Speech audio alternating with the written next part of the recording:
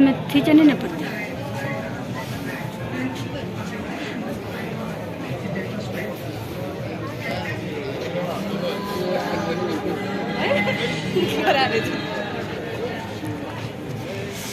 परमात्मा शिवको क्षणभरको दर्शन साक्षात्कारका लागि अनेकौं भक्तहरू उहाँलाई आफ्नो हृदयमा बसाएर धेरै प्रेम एवं श्रद्धा भावले स्नेह र सम्मानका साथ उहाँको पूजा अर्चना गर्छन्।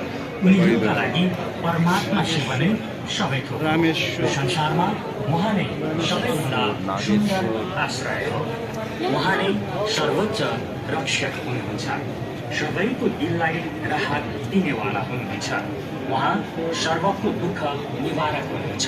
वर्तमानमा आन्तरिक शान्ति र शक्तिको धेरै आवश्यकता छ र त्यो पनि उहाँले प्रदान गर्नुहुन्छ। महाशिवरात्रिको पावन पर्वमा शिवको भक्ति र पूजा चरम सीमामा पुग्दछ, किनकि यो रात्रि सर्वश्रेष्ठ